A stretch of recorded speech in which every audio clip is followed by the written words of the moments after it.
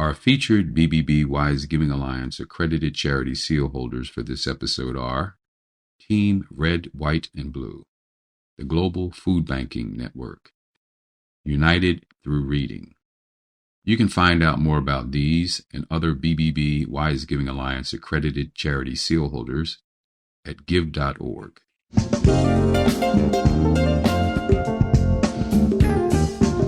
You're listening to the Heart of Giving podcast with Art Taylor, powered by bbbgive.org. Here we explore the motivations that form the basis of giving and service. We inspire generosity and celebrate the transformative effects that giving and service have on the human spirit and on community. The conversations featured on the podcast also uncover giving strategies that educate and provide tools to help listeners make impactful gifts of both their time and money. We hope you enjoy this episode. Welcome to the Heart of Giving podcast, powered by bbbgive.org. Give.org is the nation's standards-based charity evaluator, and it's your one-stop source for information on giving and reports on the most asked about charities. I'm Art Taylor. Today back with me is Toshi Hoo, who is the director of the Emerging Media Lab at the Institute for the Future. And Toshi and I had a chance to attend the Microsoft Global Nonprofit Leaders Summit last week, and both of us found it pretty interesting and had some takeaways. And what I wanted to do, since Toshi is an Emerging Media Lab leader and focuses on the future, maybe the next 5, 10 years and out, that we would kind of look at what we learned or discovered, or even what was discussed at the summit, and see how those things align with the work Toshi's doing and his sense of what we may be seeing in the future over the next 5, 10 years and out. So Toshi, welcome back to the show. And I just wanted to make sure that all our listeners know that we had Toshi on a couple weeks ago, and he gave us quite a bit to chew on. And so I commend that interview to you all as well.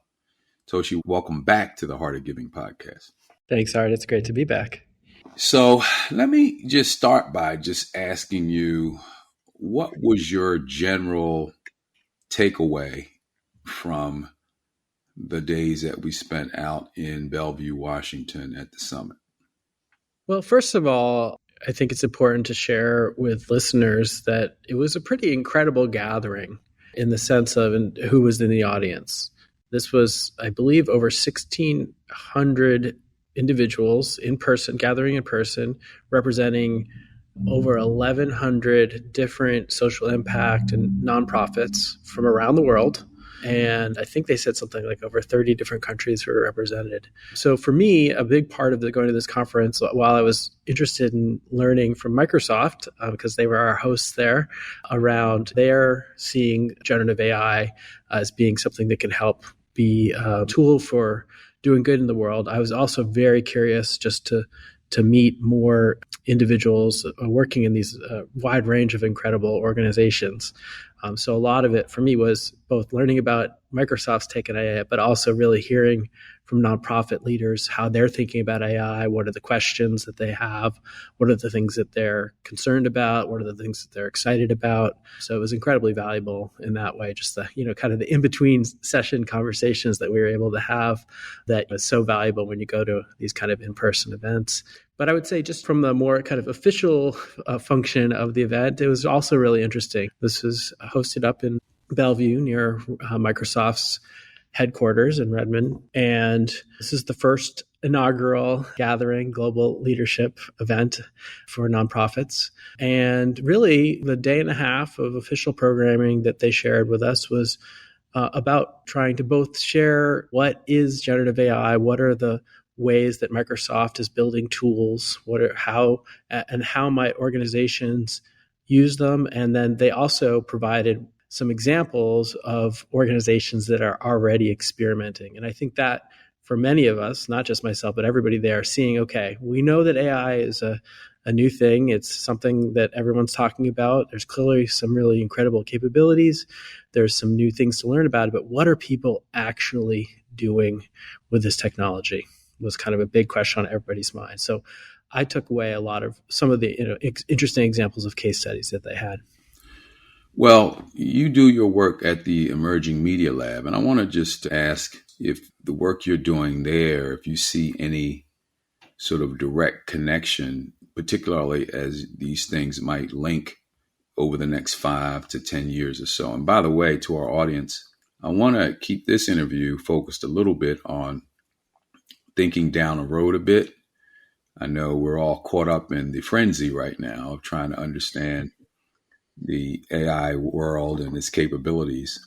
But it's also important, I think, to try to extend our purview a little bit out to kind of help make sense of some of what we're experiencing now. You know, we may not understand the details of everything that's going on right now, but I know you have ways, Toshi, of extrapolating what you're experiencing and trying to give us a sense of what some possible futures could be like over the next. And 5 years is a blink. You know, I'm saying 5 years like it's really the future. 5 years is just a blink. But if we think 10 years out, what might that look like? And even 5 years, a lot is going to happen. As we've seen already, a lot has happened in 1 or 2 years. But I wanted to make sure that our audience understood that that's kind of where our focus is going to be for this particular interview. So how do you link the Emerging Media Lab, Toshi, with what you've experienced there and how you see the future?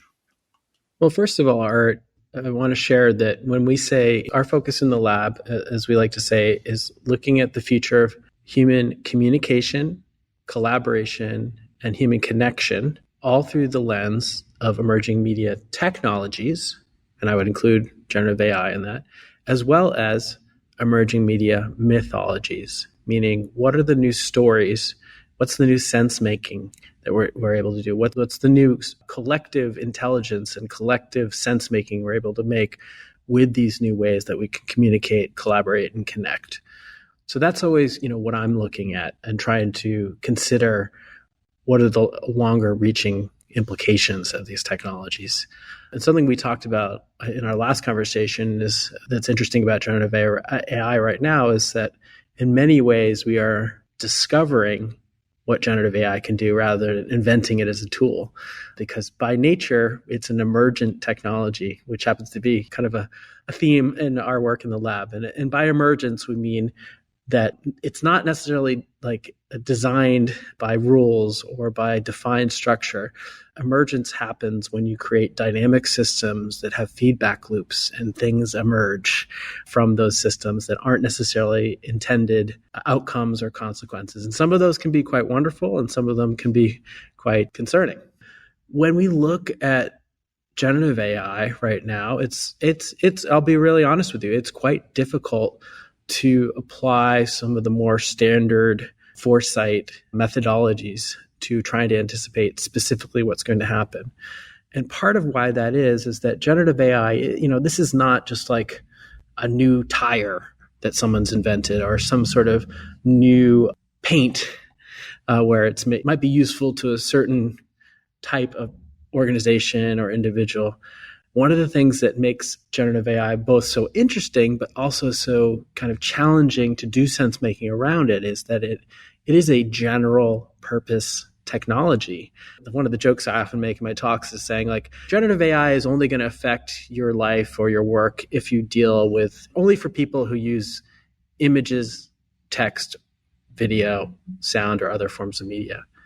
And of course, that's everybody essentially, right? Mm-hmm. And generative AI is going to have different implications for different fields because, as we discussed last week too, it's non-deterministic, meaning it doesn't behave the same every time, which kind of defies how we think of technology just in general. If you type into a calculator 9 times 27, if you do that 100 times, you're going to get the same answer every time. If you put the same question to ChatGPT 100 times, you may get 100 different answers. Mm-hmm. And so it is going to be an emergent phenomena. We're not quite sure how it's going to play out. Now, that said, I think there are some things that we can start to look at, both in terms of like what the technology can do and how people are currently applying it, to begin to speculate on what are some of the implications, applications, and impacts more widely in the longer term. Part of my learning about generative AI, one of the things I think is really important, even though many organizations and individuals experienced or maybe even use AI in our professional or personal lives, we actually all do. If you use the internet, you're using some form of AI. It hasn't necessarily been generative AI, but using a search engine. If you use a search engine, you've used a type of AI. If you use a Facebook or social media or get recommendations on Netflix, you've used a certain type of AI. And those are more pattern recognition AIs. Generative AI is by definition, and why we call it generative AI, it actually generates new patterns and new data and new information. And we've been able to use that to generate these large language models. That's what the kind of core of this generative AI, that's what ChatGPT is. It's a language model. And they build it by pouring over 1 trillion words scraped from the internet into a giant computing system, and they attach, they push it through some of the most powerful computers that the world has today, and they apply some kind of special sauce. It's not secret. It's publicly available. It's something called a transformer technology, and they kind of put it into this big cauldron, and what they create is these large language models, and these language models are able to, they're designed to do one thing, and that is to predict what the next word in a sequence might be. And so when, most people experience that through ChatGPT, you say, write me a nursery rhyme about going to the moon and spaghetti, and it's able to somehow generate a nursery rhyme about going to the moon and spaghetti. And it's surprisingly coherent. And then people even ask it questions like, what might be a good place to go out to dinner when I'm visiting Morocco or something like this. Now, a lot of times it produces really good, useful answers. And we're even able to see it actually do some basic reasoning. Like, hey, here's something I'm trying to figure out. Here's some information. Could you help me figure out what I'm missing here and maybe even develop a plan? And sometimes, and I want to emphasize sometimes, it's good at generating an answer. But it's important to understand that what it really is doing underneath the hood is it's designed to generate things that sound like good answers. And that's actually useful a lot of times when we're trying to figure out what might be the right answer. We get into trouble, though, and I'm a little worried how we're going to be getting through the next year to 5 years if we start to use this as information retrieval and trusting necessarily the answers, because these systems do often make things up, and they make it up in convincing ways. So when we talk about the longer term, not just what's happening today, but what's maybe happening in 5-10 years, the place that my mind starts to kind of go to when I speculate around that is that I think the things that we think generative AI are going to be useful for today and in this next year, and what kind of maybe being sold like companies like Microsoft to organizations like at the summit we went to, I don't think that the things that we're selling it for today are what it's really going to be impactful for us in the long run, in the 5 to 10 year period. Part of that is we're going to learn that it's maybe not a reliable answer finder, and that's going to really change where we try to use it. And I don't think that that's 100% clear to everybody. And it certainly was not made clear at this conference to this gathering of nonprofit leaders that that's something to know. You can't necessarily trust what it's going to say to be factual or even in alignment with your organization's ethics or goals. But when we start to say, okay, if we are able to get through that kind of stumbling block and realize that maybe it's not exactly that kind of tool, I think that we're going to start to realize that this is not a reliable answer finder, but it's an unprecedented possibilities explorer. And I think the reality is, while I do think it's important to recognize it does make a lot of mistakes in the short term, and you can't necessarily trust what it's saying, it does often give you really great insights. So I think another thing that we've been saying amongst researchers at Institute for the Future that have been looking more deeply into this is that the organizations that, number one, use it more as a possibility explorer, and number two, the organizations that do want to try to use it for kind of truth-seeking or answer finding are going to need to develop really robust and innovative ways for verification and validation of the information, concepts, ideas, and plans that these generative AI tools spit out. And so I think that's going to lead us in the long term to kind of a new ecosystem. And in fact, we're already struggling, of course, even before generative AI, of like, how do we figure out what's true and what's reliable and who to trust? This is a challenge that the world has already been facing. And in fact, it's a question that humanity has been facing, I would argue, since the dawn of civilization, is like, how do you know what to trust and how do we verify things? So in some ways, there's a lot of new problems that we're having to solve. In other ways, this is a long-running question that humanity has had to grapple with all forms of media, which can both be used to like share valid information, but also can be misleading and used to actually mislead and distort the truth. So I think the longer term view, when we start to look 5, maybe 10 years out, the other thing to understand too is that right now there's a lot of fascination around chatbots and generative AI, but really these are kind of one facet of kind of a broader set of technologies, computing technologies specifically, that are going to be kind of coming together. So the other kind of exciting thing that's happened recently, and I just shared this with you, Art, that we're starting to see kind of the next generation of immersive spatial computing systems. Apple's new Apple Vision Pro headset is coming up. And I bring that up now because you're asking about longer term forecasts. And I think, again, it's not just one technology, it's a lot of converging technologies here. So if I may, like, kind of suggest that as we start to see the future, not just thinking about what kind of chatbots are we going to have. Everyone's going to build a chatbot in the next 6 months. People are going to get sick of chatbots, right? That's not necessarily what's in the long-term view. I think the things when we see in the longer term would be more conversational interfaces to technology. That's going to be quite common.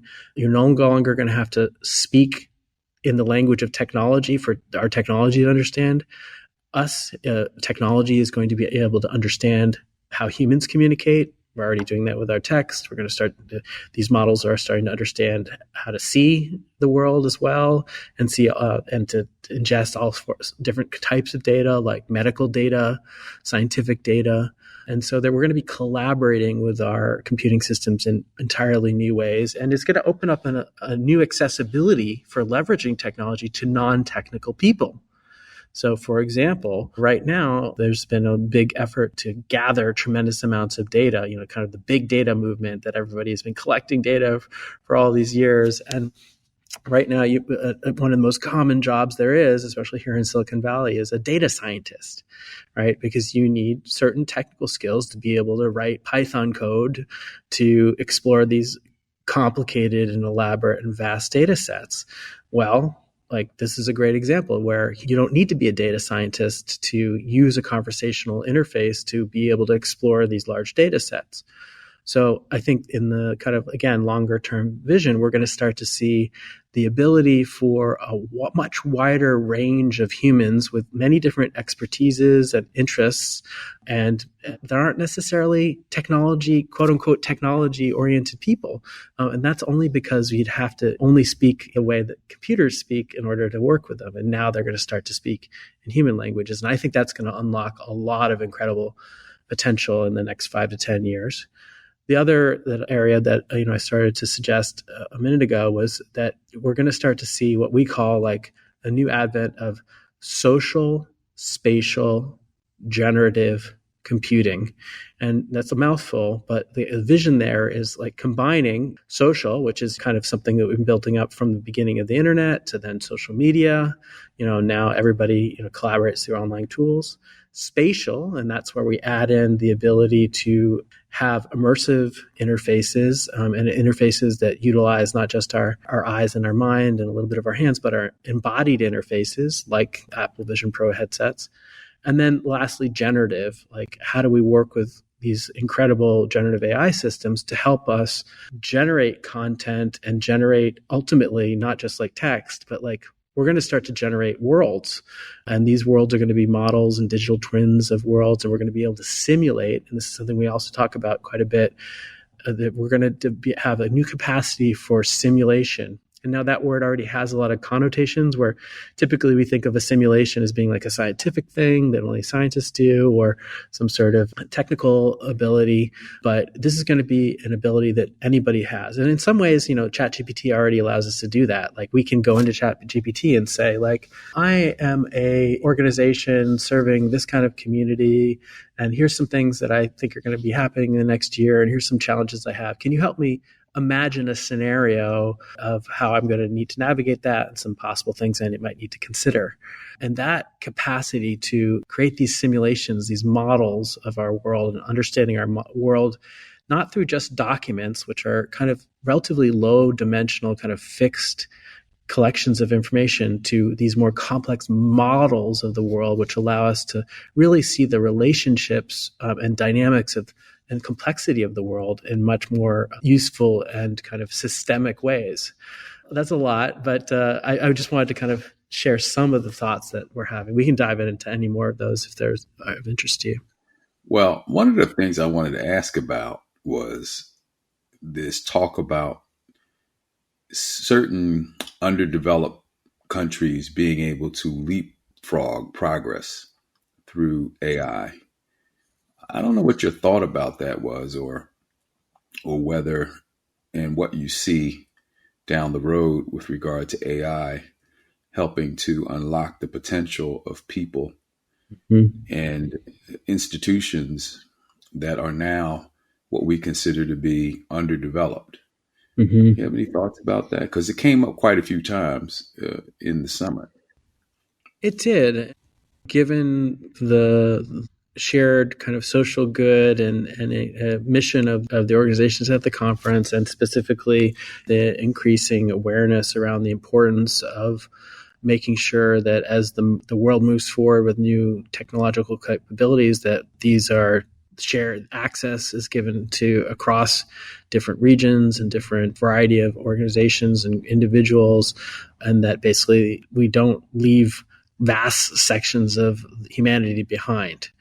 And so there's some interesting conversations there. I would say my perspective is that I've heard a lot of folks say we have to make sure that as we develop AI technology, that we don't leave behind the developing world or nonprofit organizations that may not typically have the IT budgets of big private companies. And that's an interesting statement that I think, because to me, in many ways, generative AI is one of the most powerful and most accessible technologies that humanity has ever created. Now, of course, in order to utilize generative AI, you need some basic foundation things that not everybody in the world has. You need electricity. Mm-hmm. Well, actually, before we even get there, you need to be safe from, just like natural disasters or political and military disputes and those kind of things. You need your physical safety too, kind of the Maslow's hierarchy of needs. You need the basic safety, right. But then beyond that, you need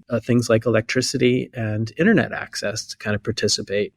Now, there's certainly a large population, I think, correct me if I'm wrong, Art, but I think the figure we heard quoted by Microsoft was that there's still 700 people in the world without electricity.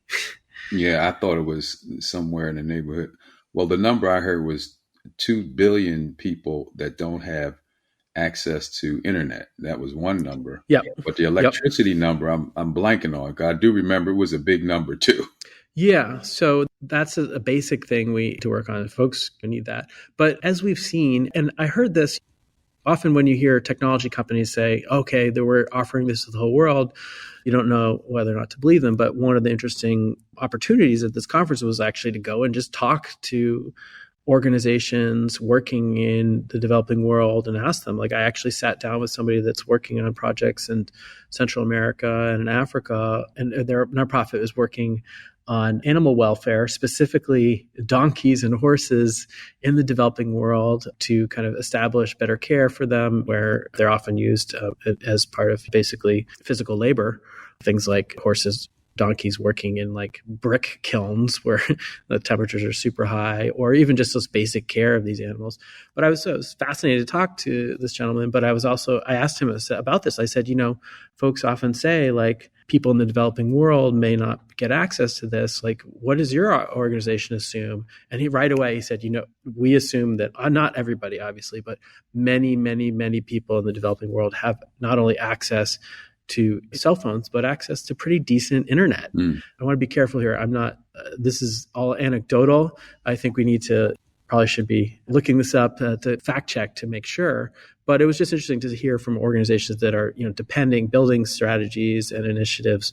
And right away, without hesitation, he said, even in India, where they actually do a lot of work, this one organization, he said, a lot of people have two cell phones. It was like, I only have one cell phone here in Silicon Valley. So, that's not to be dismissive to say we don't also need to make sure that we continue to emphasize inclusion and bringing access to more people. But I would say, unlike something like a virtual reality headset, where it's like a physical object, or something like quantum computing, where there's only like 5 of them in the entire world, generative AI, you don't even need a really fat internet connection to operate ChatGPT. It's mostly just sending text. Obviously, it's going to be more important as we integrate more multimodal capabilities like video and audio and images to have a more consistent, reliable, and faster internet connection. But at the core capacity, just even having access to these large language models is pretty amazing.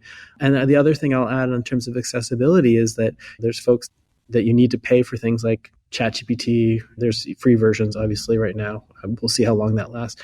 There's also very powerful and, by many metrics, nearly as robust and effective open source generative AI models that are becoming available, which means that organizations don't necessarily have to adopt paid models like GPT-4 or Gemini or Claude. And in fact, I've heard from a lot of developers that for-profit companies in developed world will often develop using ChatGPT or GPT-4 because it's really easy to develop on. But then once they figure out how to kind of build and run their application and what the prompts that they need are, they'll move over to an open source model because it's just not only less expensive, but often some of these models don't even need to run in the cloud. There's increasingly smaller large language models that are small enough to run locally on a cell phone.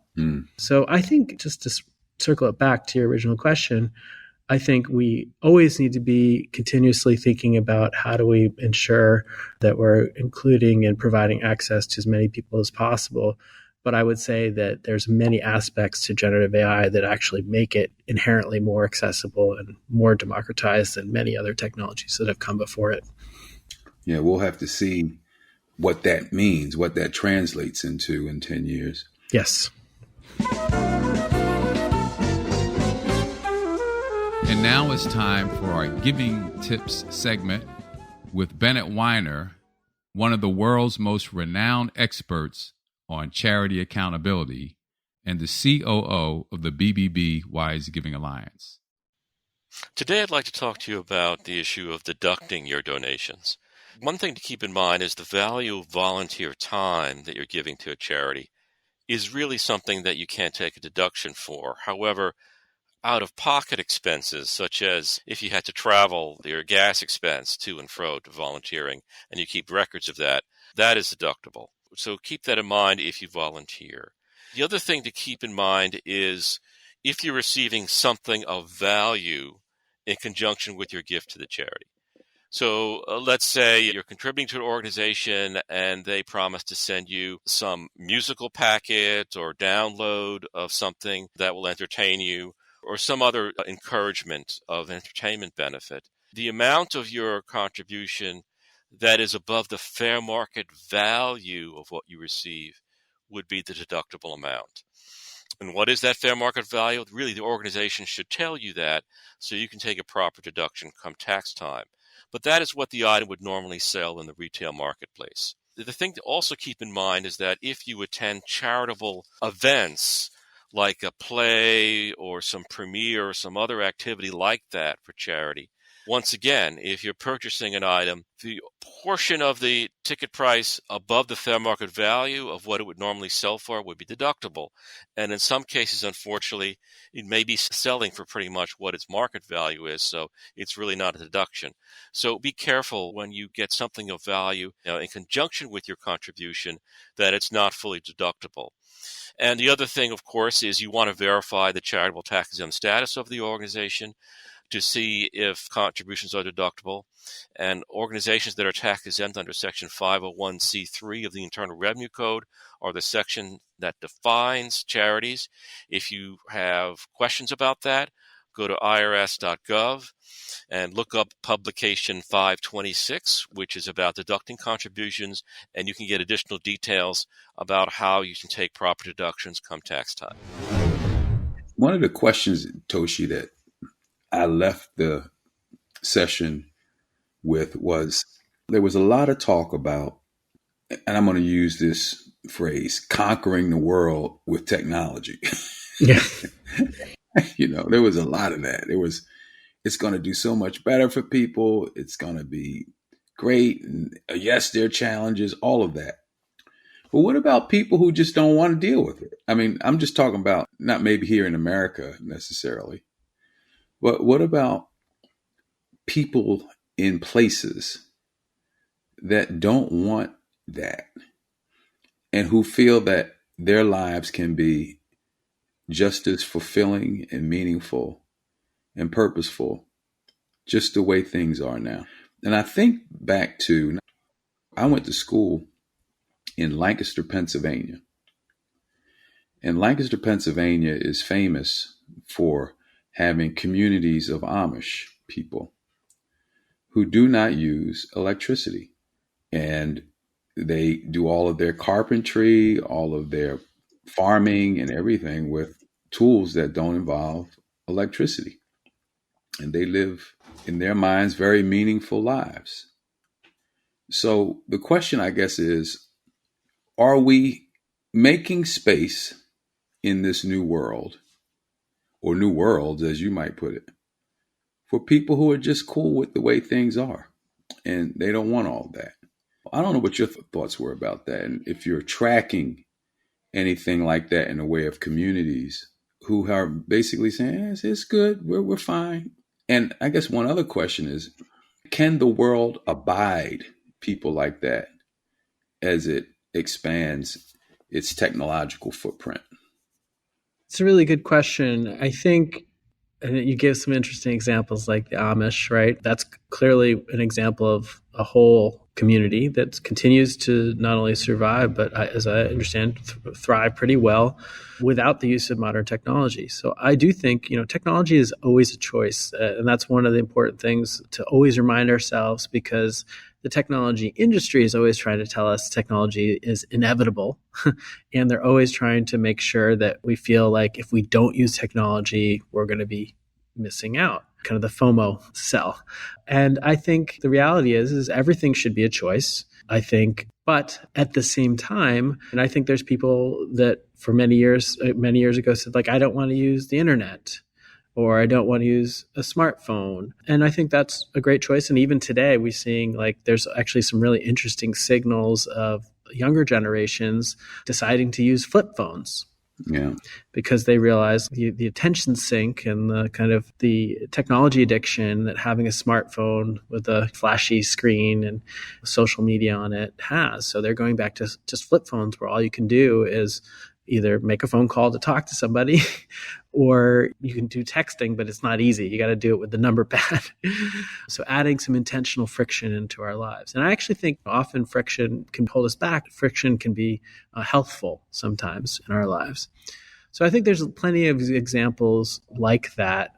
I think we also have seen a lot of examples where folks feel like they don't want to rush into technology.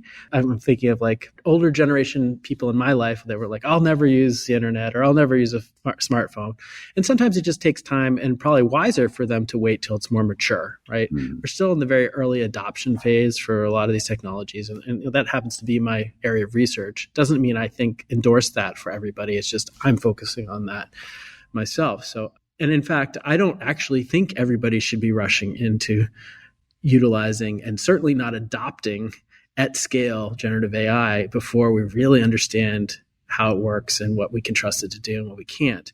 And I would even say the world is rushing too quickly into adopting generative AI before we understand. So, it's interesting. A lot of the folks, when they report on these younger generations that are using kind of older technologies like flip phones or just regular digital cameras, so it's not like built into your smartphone with all the things that are going to distract you, but just like a regular camera, one single use object.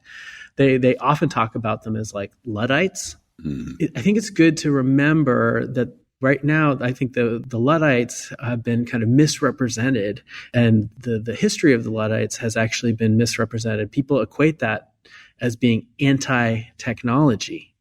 In fact, actually, the Luddites, they did call themselves Luddites at the time, but for them, though, they were actually the artisans and the skilled workers in fabric, in the garments industry, in the weaving industry, and they were facing automation at the time, a very similar kind of fate.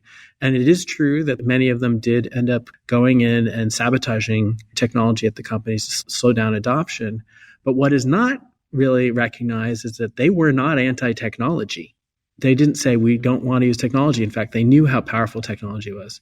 They were saying, their argument was, we need to kind of navigate the social contract and how that's shifting and the impacts on society, recognizing that. And I think we're going through a similar period right now, like where you don't have to necessarily be for AI or against AI.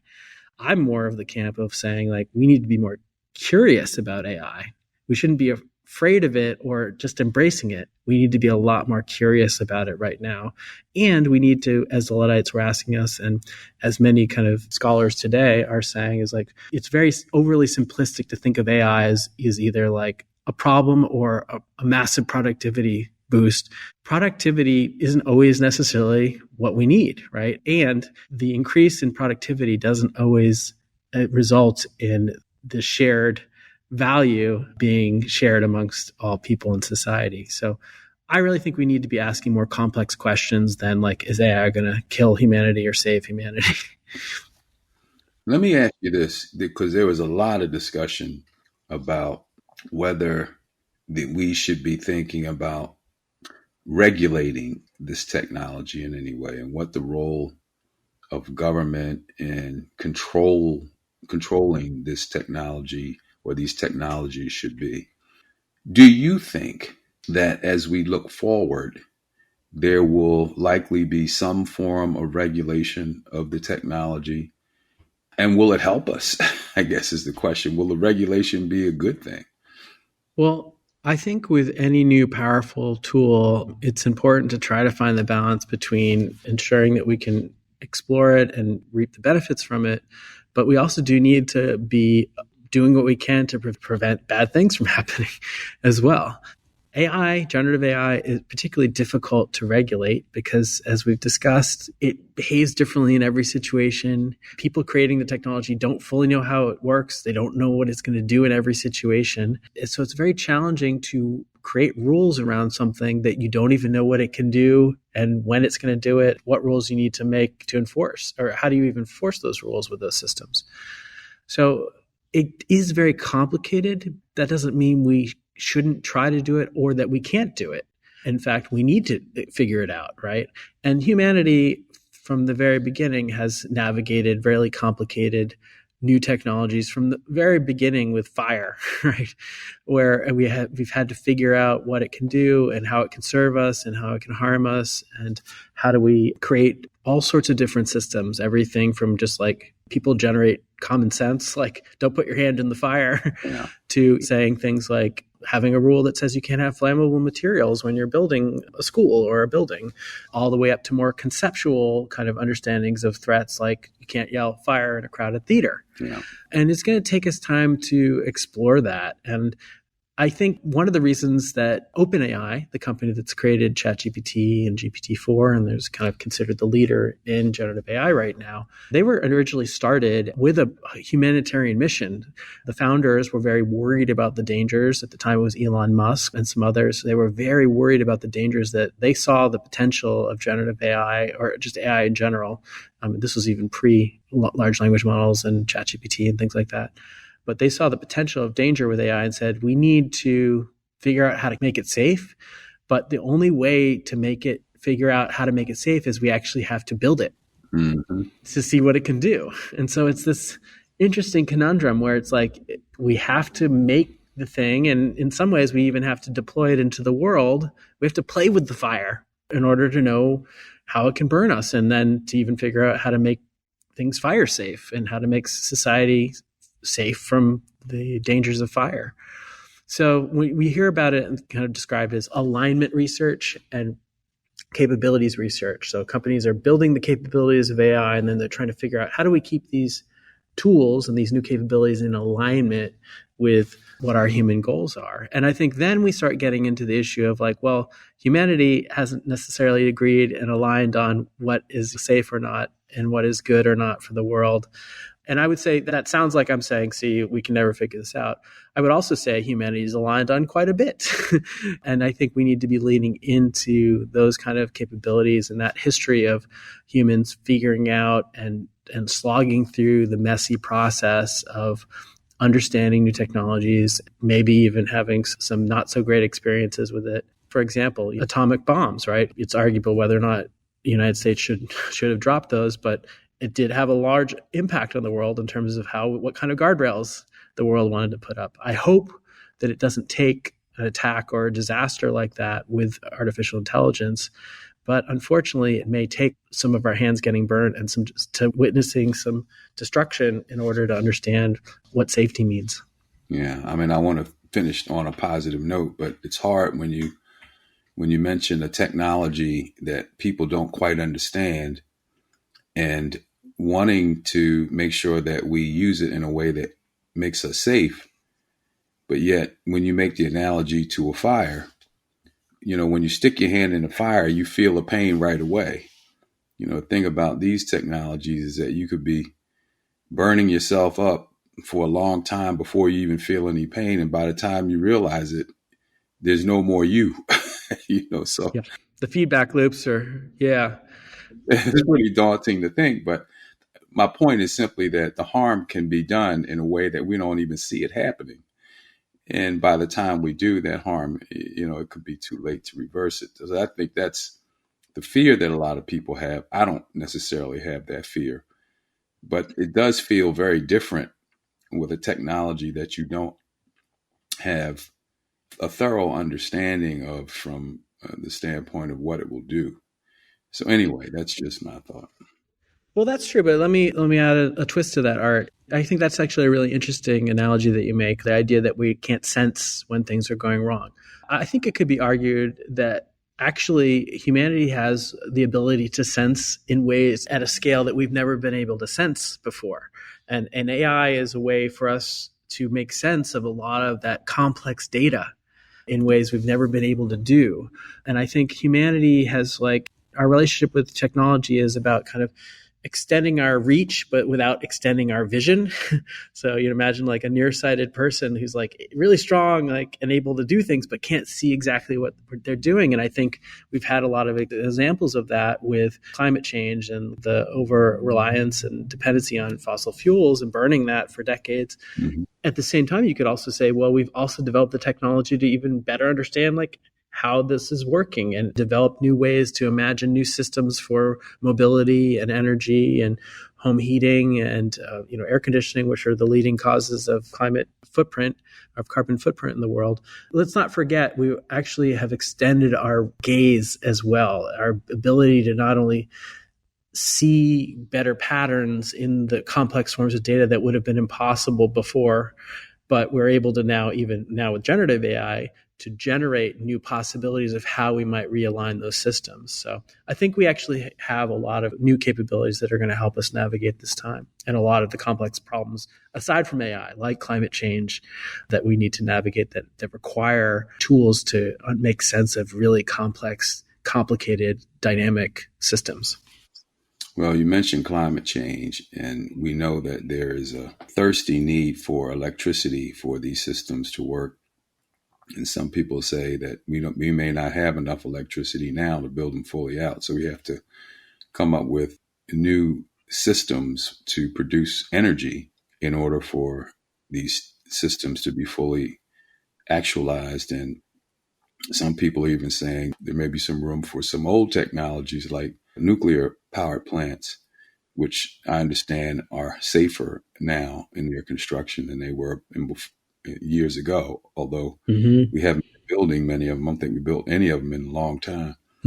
But the thing here is, I do think that a lot of the AI hopes will be dependent on addressing many collateral and large scale issues at the same time if this is to work. I know that at the summit, Microsoft indicated that they're spending $50 billion a year on this.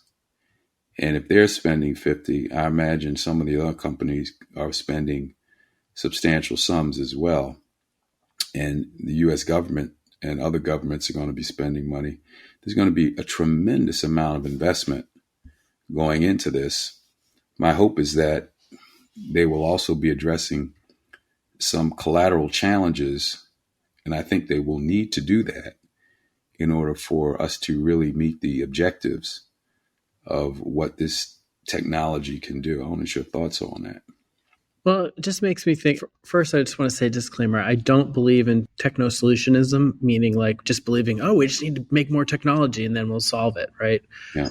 That said, I would also point, you bring up the issue of kind of energy. There was recently DeepMind, which is the main AI department at Google, just released the output of a new model that they've been running that explores new possible materials that we haven't explored yet, material science.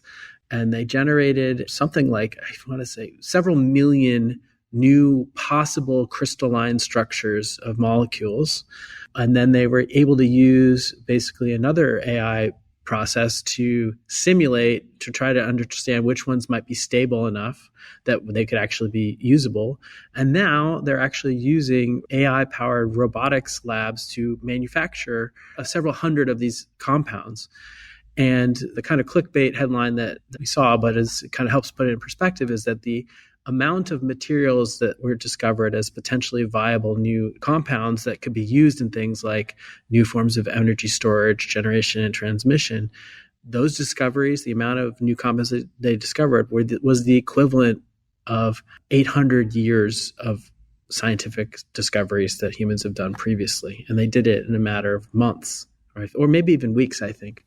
And so while we shouldn't just put all our cards and say, okay, technology is going to solve this, I do believe that it's going to help us explore our world and understand new types of solutions, especially really complicated ones, and test them before, so we know what we should spend our money and energy on to actually go and try to develop as solutions for things like medical needs, new treatments, new types of drugs. There's already lots of examples for that, as well as new forms of materials for energy creation and transmission. Yeah. So I think, again, I'll go back to our little heuristic. It's not a great reliable answer finder, but it's an unprecedented possibilities explorer. And I think those are, medical drug research as well as materials research are excellent examples of that being applied, that I think is going to have profound implications for solving many of the world's major challenges. All right, last question. Bob tells us to ask, how do you want to be enhanced? How do you want to be enhanced, Toshi? That's a really good question. It's not an easy question to answer. Well, yeah, part of why it's not easy is because there's a lot of ways I'd like to, as I'm aging, all of my aches and pains and all the ways that life is more difficult as you get older to be assisted. But in terms of just like how I want to be enhanced or how I want to be assisted, I think right now, and there's a lot of folks speculating that generative AI might be able to help us. It's just right now, I feel most overwhelmed day to day with just like the sheer amount of information that I need to not only take in, but to kind of synthesize and make decisions on. And I would love a way to kind of summarize things. And this is one of the things that generative AI is really good at. Right now, we're just kind of almost like manual. So you have to like copy and paste, like here's a whole article, paste it in ChatGPT, summarize this for me. But as that gets built into more tools, I'm excited to kind of streamline my information intake, kind of sense making around it. And then the other way that I'm actually excited to be enhanced is I am not a computer programmer and I am not a 3D artist, but I'm very excited and interested in the idea of building virtual worlds to explore and inhabit as both for artistic means, but also as places to kind of explore ideas collectively together and create new types of spaces for people to connect and collaborate. And so far, even though I research a lot into that kind of world, I've been held back by the fact that I'm not a programmer and I'm not a 3D artist. And generative AI is quickly going to eliminate that barrier for people like me. Well, thank you, Toshi. Listen, to everyone, you've been listening to Toshi Hoo. Toshi is the director of the Emerging Media Lab at the Institute for the Future. And as you can see, there's a lot going on with Toshi and obviously the lab.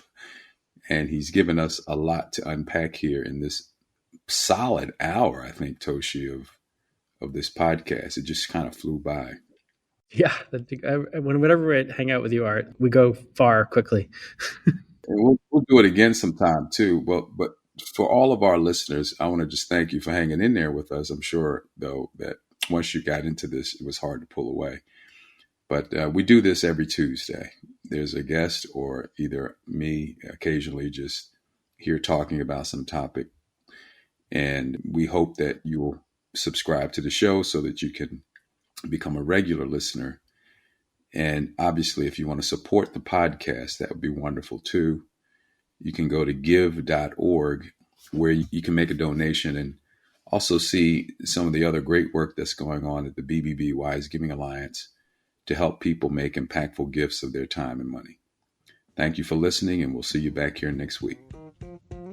You've just listened to the Heart of Giving podcast with Art Taylor. Be sure to tune in next time for a brand new episode. To listen to our other interviews, visit heartgiving.podbean.com. That's heartgiving.podbean.com. Subscribe to our show on major podcast platforms. The thoughts and opinions expressed on this podcast are the views and opinions of the guests, not those of the BBB Wise Giving Alliance or program affiliates. This podcast is for information and educational purposes only and is copyrighted with all rights reserved. This podcast is protected by Podbean's terms of service.